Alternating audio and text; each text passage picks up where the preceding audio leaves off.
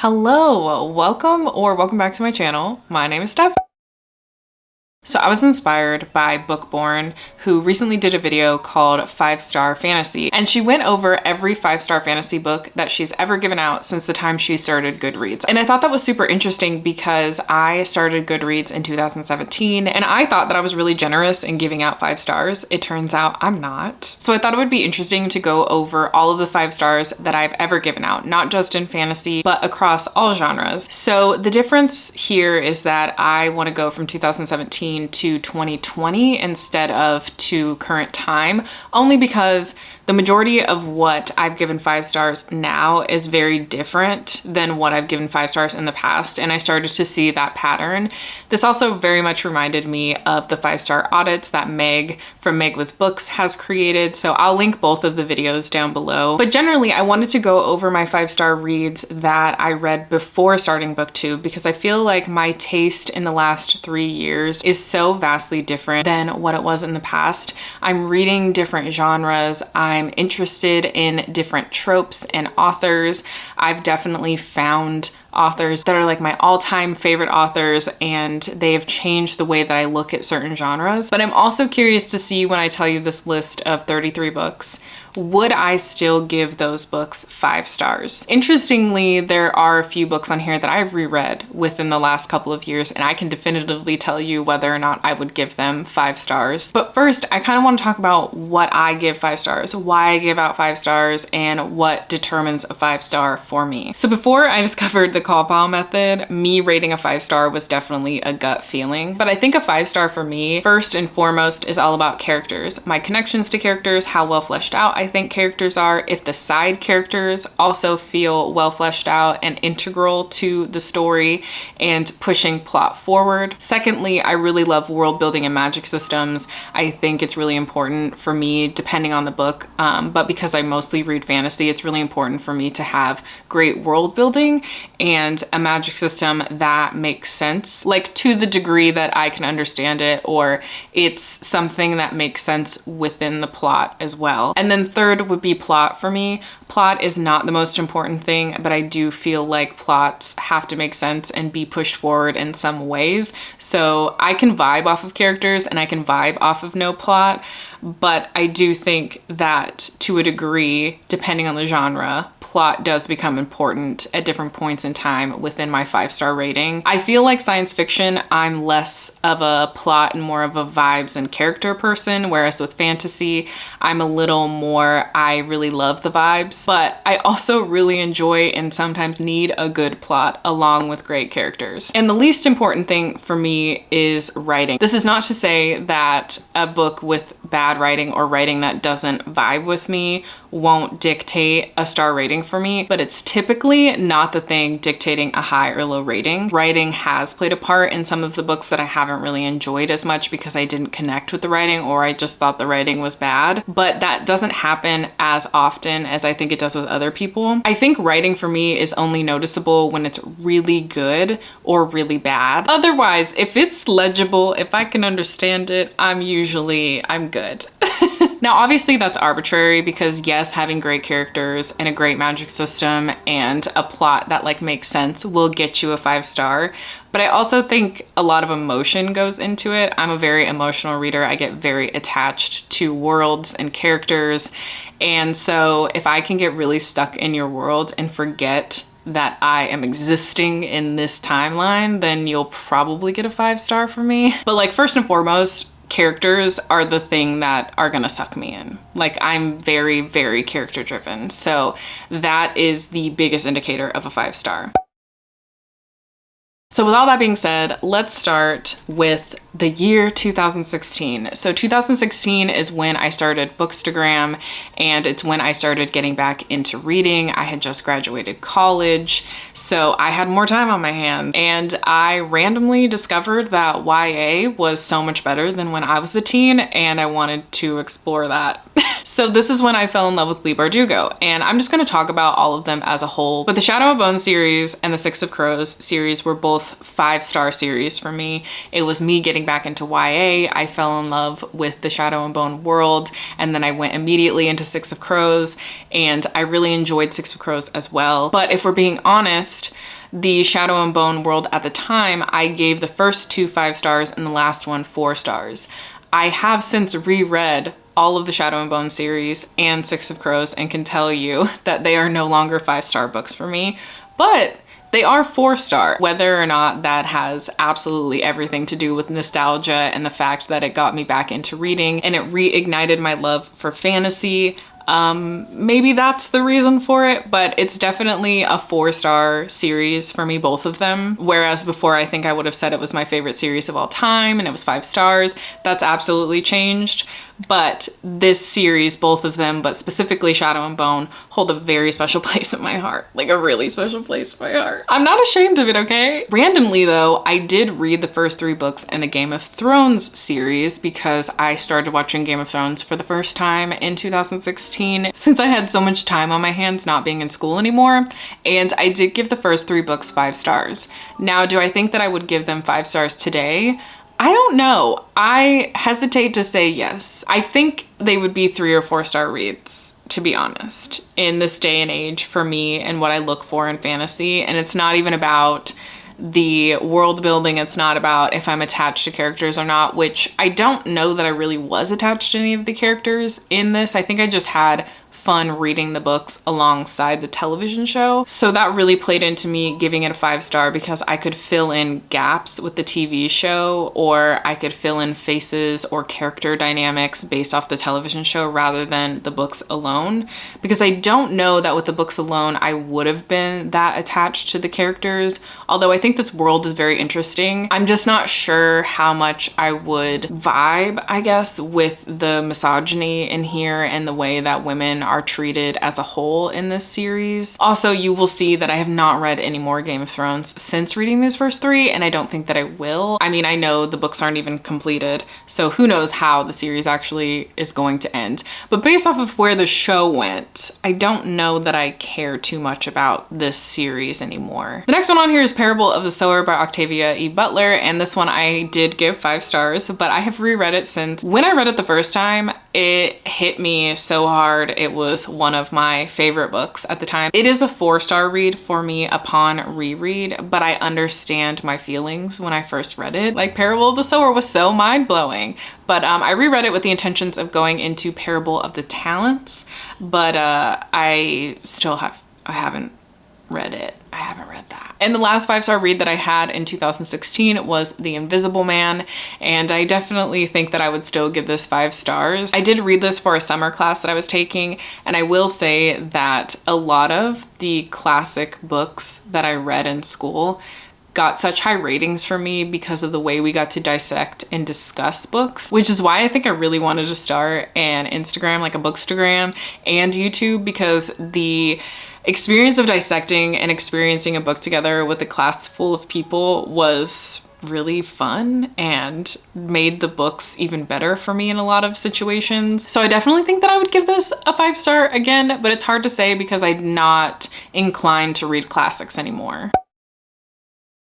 So in 2017, I read the entirety of the Sookie Stackhouse series, which is better known as True Blood.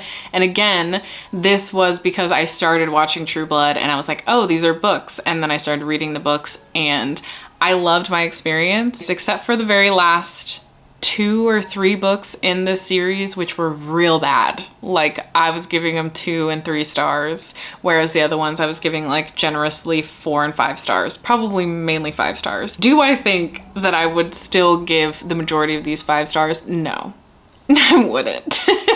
Absolutely not. But was it a fun time? Yes, absolutely it was. It really was. It's funny that the series and the TV series ended very badly. Very poor ending. Very bad. Then in 2017, I finally hopped on the Sarah J Maas train and I gave A Court of Mist and Fury 5 stars. Do I think I would give it 5 stars again? Well, I've reread it twice and I have given it 5 stars every time. So it's likely that I would still give it 5 stars. It is to this day the only Sarah J Maas that I've given 5 stars, and I will say that it is the greatest standalone of all time. I then jumped into the Raven Cycle, and at the time of reading the Raven Cycle, I had only given Blue Lily Lily Blue 5 stars. It was the first book in the series that I gave 5 stars, and then I finished the series and immediately reread it and gave everything 5 stars. Do I think that this series is still 5 stars? Absolutely, because I have reread it like 3 times since then, and I continuously find things to love about it. So I do think that this will continue to be a 5-star series for me. Now, is the spin-off series a 5 stars? No. Right after the Raven Cycle, I read Ember in the Ashes and Torch Against the Night, which were the only 2 out at the time. I gave them both 5 stars. I definitely liked Torch a little bit less than Ember when I read them the first time around. Since then, the series is finished. I finished the series and I've reread the series, and I can tell you that everything has kind of gone down a star rating except for Rebirth the Gates. Rebirth the Gates is still a 5-star read for me. I really loved that book so much. But Ember and Torch Against the Night were 4 stars. A Sky Beyond the Storm was a 4.5 upon reading it. I have yet to reread that one, so I'm curious. I want to reread this whole series once again and see how I feel about the series as a whole. We then have The Long Way to a Small and Angry Planet, as well as A Closed and Common Orbit, and I gave both of these 5 stars upon reading them the first time. I have yet to reread them, but I absolutely want to, and I confidently tell people that I would give them 5 stars over and over and over again, and I do believe that, but I'm very nervous to reread them, which will be happening soon. I hope it'll be happening this year, but I definitely think that I would give this 5 stars again. I do. I have full confidence in Becky Chambers. I've read some other Becky Chambers since then that have nothing to do with this series, and I've given those high ratings. So I just feel like I really love her vibes, and I really love her writing style and just the way that she views the world. This is the type of sci-fi that I really love, which is generally considered like cozy sci-fi. And so this series really opened up that world for me because I was very intimidated by sci-fi from the very beginning. Sci-fi and I have a lot of issues, but a cozy sci-fi, I would say 90% of the time works really well for me, and I think that I'm only really open to that because of The Long Way to a Small Angry Planet. So I do confidently think I would give them 5 stars, but there's a part of me that's scared that I won't. Next on this list is The Remnant Chronicles, but specifically The Beauty of Darkness. The Beauty of Darkness is the last book in the series, and I think it was absolutely the strongest and most well fleshed out book from when I read it. This was actually the first time too that I listened to an entire series on audiobook and had such a good time. I really loved this series, although it would be interesting to reread the first book, because the thing about the first book is there's sort of an element of mystery in it, and I'm curious how that would work as somebody who has read the whole series and knows for the most part where it's going. And I just really want to reread them and see how well they hold up. I genuinely think that the last book would continue to be a 5 stars for me because it was one of the first series finales that I read that I really loved. But I still think that the first book in this series would suffer a little bit for me as a reread, but I definitely think the last book would still be a 5 stars. And then in 2017, I read my first Stephen King, which was Pet Sematary. Do I think that I would give it 5 stars again? No. I don't really love Stephen King. I keep trying, and he's not my favorite. He's not the type of horror that I typically like, and I know that he's kind of been all over the place with horror. This one did really work for me at the time, but I had a lot of issues with it, and I think that those issues would be even more prevalent my second time reading it, and so that's why I don't think I would give it 5 stars again.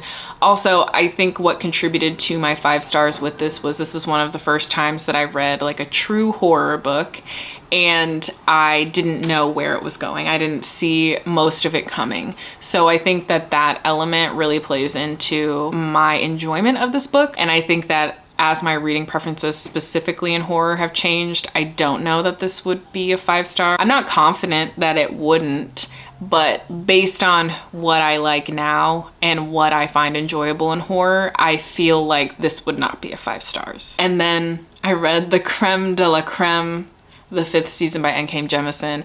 Without hesitation, this is continually going to be a 5-star for the rest of my life. I don't know about the rest of the series, but I know the first one was so mind-blowingly good, and it changed everything that I thought about science fiction and fantasy, and I just was obsessed with it. I read it so fast, and I think about it all the time, and I'm always curious with books, like how much I'm actually remembering of it that I love. I definitely think that I remember more of this than I'm probably giving myself credit for, but I can say without hesitation, I think this would be a 5-star every time I read it. So my first 5-star in 2018 was American Gods by Neil Gaiman, and I read this because Neil Gaiman is one of Jared's favorite authors of all time. If you don't know, Jared is my partner. He is also a really big reader. So I asked him for a recommendation, and he said American Gods because it was one of his favorites, and he's reread it many times. And so I ended up giving this 5 stars. Do I think I would give it 5 stars today? Probably. I mean, I think it's one of those books that like deserves to be reread because there's so much going on in it that you are absolutely missing things, and so I think rereads are important. I haven't read much Neil Gaiman after this one, but I had a really good time with this, and I think that a reread would only make it better. So yeah, I do think that I would give this 5 stars again. Also in 2018, I read Saga volumes 1 through 4 and gave all of those volumes 5 stars. I definitely think that upon reread, I would still give these 5 stars. I think that this is the one science fiction series that I am obsessed with, and I know I haven't moved on. I'm caught up to, I think, volume 9, and it's just because I'm scared. I was spoiled for one of the volumes, a big death. I was spoiled for it, so I just haven't wanted to move on. But what I have read so far, I have loved, and I definitely think that a reread would probably make me love it even more. And then we have another Jared read because this is one of his favorite books, and that was A Tale for the Time Being, and I absolutely think I would give this a 5-star again. I really loved this story. It sucked me in immediately. It was one of the first times that I had read anything that was like super weird, kind of Murakami-esque, I guess you could say. And I had read some Murakami, so it's not the first time that I read something weird, but it was the first time that I realized that Murakami isn't singularly the only weird author or writing weird stories. And it also made me realize that like I love feeling weirded out by books. Very charming, very weird, and I really actually want to reread this again soon. So now we're getting into my phase where I was reading a lot of Taylor Jenkins Reid. So we'll start out with The 7 Husbands of Evelyn Hugo. I gave this 5 stars. Do I think I would give it 5 stars again? No. I don't. I really don't. So we might as well also say right now I read Daisy Jones and the Six. I gave this 5 stars. And this one, I don't think I would give a full 5 stars. I think I would give it a 4 stars this second time around if I read it today. But The 7 Husbands of Evelyn Hugo, the reason I say that I don't think it would impact me the way that it did the first time that I read it, and the reason I was like sobbing and giving it 5 stars, I was going through a really bad breakup at the time that felt very reminiscent to things happening in the book while I was reading it. So it was such a personal experience reading it. But I've come to realize that I don't think that Taylor Jenkins Reid is the author for me personally, which is why I've hesitated to really pick up anything else by her. But I do think that Daisy Jones I would still enjoy the second time around, but I don't think it would be a 5 star. We also have The Astonishing Color of After, which is another book that broke me and was very personal for me. This is a story about losing a mother, and I've lost my mother, so it was such a personal story for me. And I do think that I would still give it 5 stars because those mother-daughter stories, I just really appreciate those stories a lot. I really seem to connect with them. It's funny because I said in the beginning of this that I really love stories that make me feel like I'm not in this timeline anymore, right? I'm not living and existing in this world.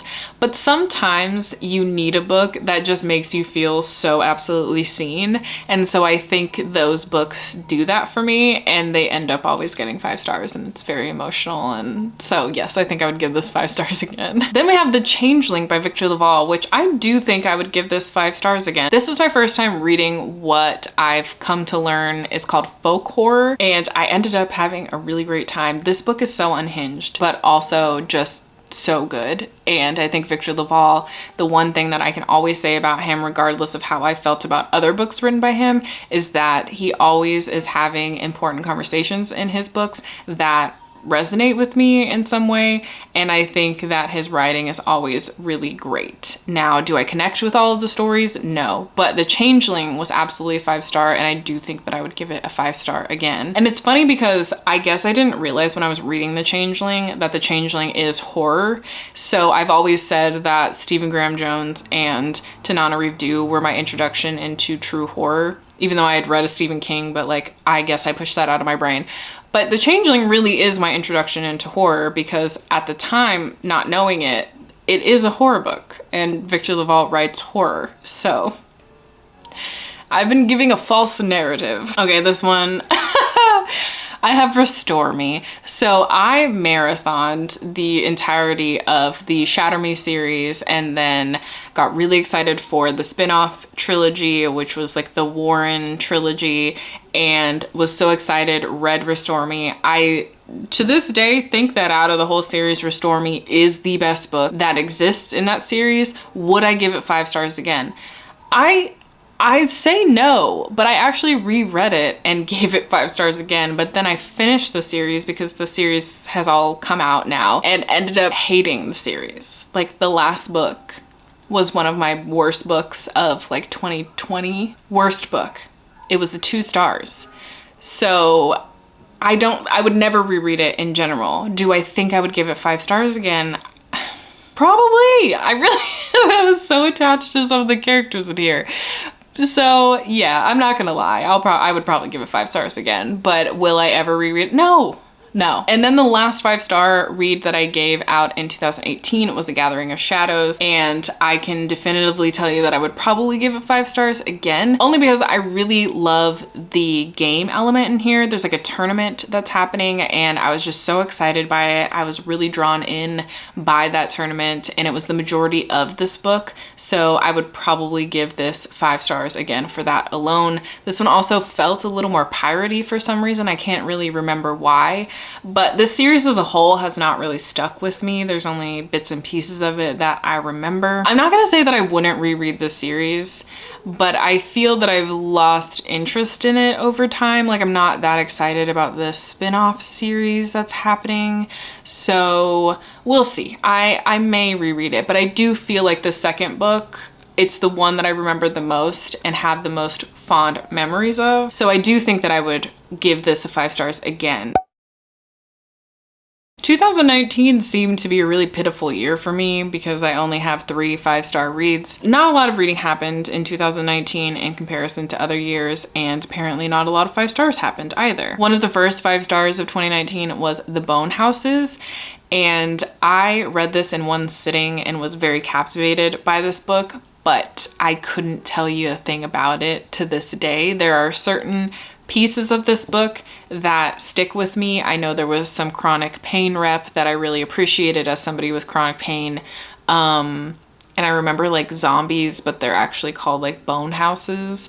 So yeah, that's what I remember. But would me today give it 5 stars? I don't think so. I think that I would probably, if it was as great as I remember, it would probably be a 4 stars based on my reading preferences today. And then I have Prince and the Dressmaker, which I'm just gonna say it, it's a 5 stars all the time. I have reread it since. It is still a 5 stars. It still makes me tear up and emotional. But I think the one thing about me is I just love queer coming of age anything, whether it's YA or adult, and it typically gets 4 or 5 stars for me. So I absolutely think that this would still be a 5 star. The last 5 star that I gave in 2019 was The Bluest Eye, and I know that I would give this 5 stars to this day because I think about it constantly. It was one of the first times that I had read like a literary fiction or a classic that stuck with me so deeply that I was thinking about it constantly. Like, I was thinking about the characters, I was thinking about their character arcs, I was thinking about the writing and the overall message in this book, and even to this day it'll still pop into my mind. So I definitely think that if I reread it, it would still be a 5 stars. Moving into 2020, which I definitely thought that I had more 5-star reads in 2020 because the pandemic and the lockdown made me read 10 times more than I had in the last 4 years combined, probably. I think I ended the year with like 150 books read, which was the most I had ever read in any given year. So I thought that I would have more 5-star reads, but I didn't. So my first 5-star of 2020 was The Poet X, and this one was such a surprise for me because I don't really love poetry and I'm not necessarily the biggest fan of stories told in verse, especially because I don't really love poetry. But listening to this and listening to Elizabeth Acevedo's narration changed my whole perspective. So I ended up giving this 5 stars and it really resonated with me in so many ways. And I ended up also picking up Clap When You Land, which was another book that I gave 5 stars in 2020.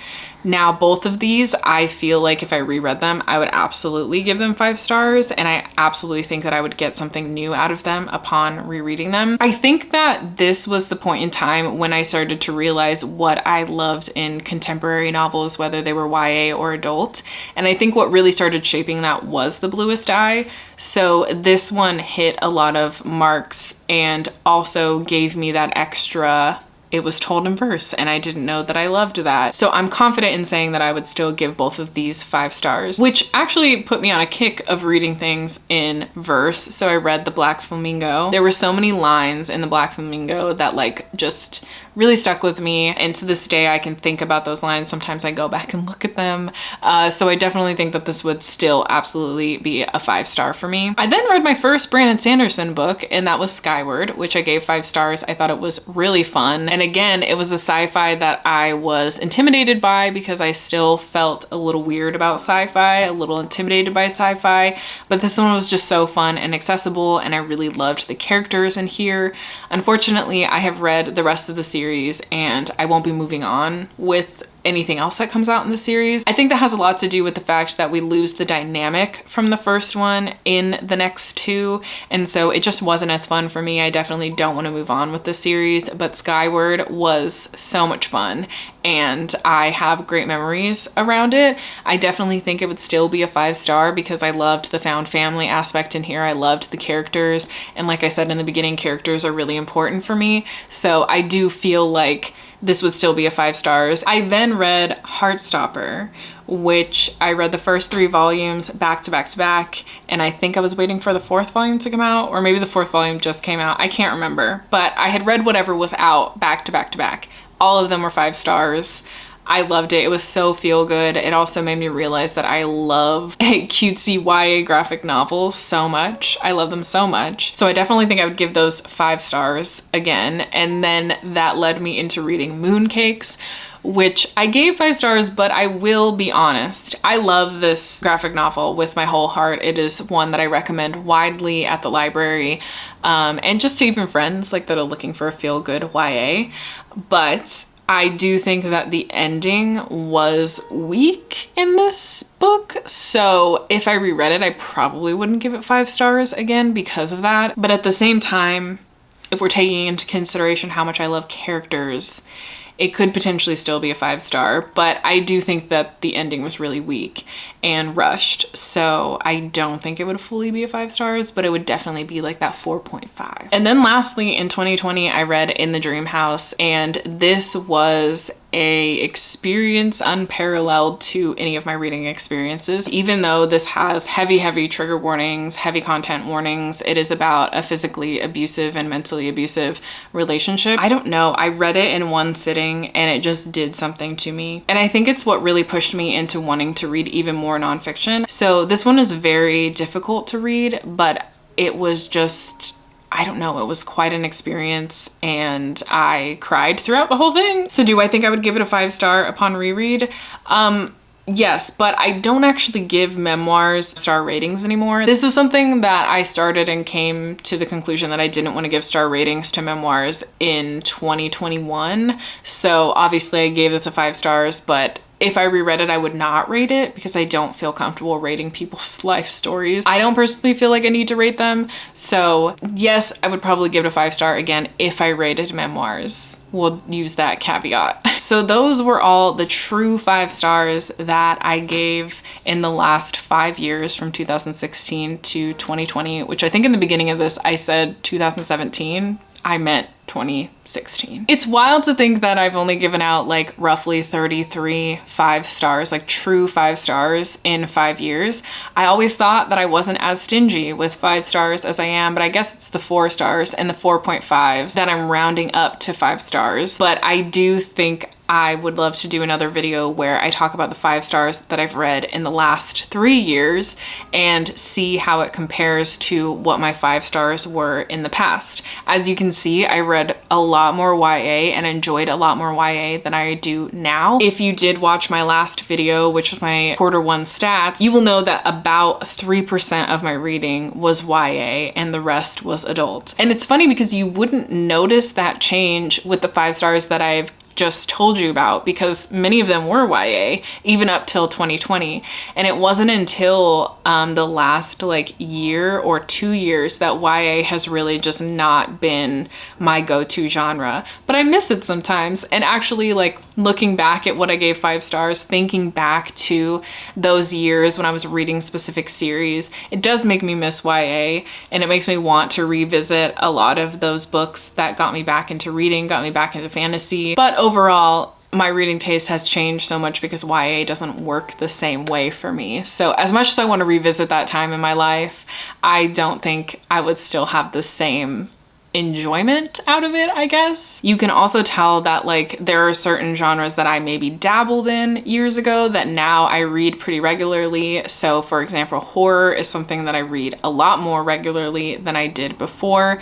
I think I pick up more literary fiction these days than I ever have in the past. And we all know that I really struggle with sci-fi. I think that's something that's pretty evident in the lack of sci-fi within these 5 stars. So that isn't something that's changed too much, but I definitely have kind of honed in on what kind of sci-fi I do enjoy. And I definitely used to love urban fantasy a lot more than I do now, but I just think I haven't really picked it up because I've read the urban fantasy that I was interested in at the time anyway. So you definitely can see the way things have changed with my reading today and on my channel and what I'm interested in versus what I've bought in the past. And I think I see that a lot too with Love It or List It, because Love It or List It has a lot of books that I did buy from years ago that I've never gotten to, and sometimes I dread reading them, which makes me realize that my reading tastes have absolutely changed. So let me know down below if you'd like to see a follow-up video to this where I talk about my more recent 5-star reads and how I think that compares to the past, the 5 stars that I talked about today versus the 5 stars that I will talk about in the future, which we all know it's going to be Robin Hobb. So like, do I feel like I've gotten stingier at giving 5 stars? Absolutely. Do I want to be this way? Absolutely not. Anyway, if you've made it this far and have nothing else to say, please leave a book stack emoji down below, and I will talk to you next time. Bye!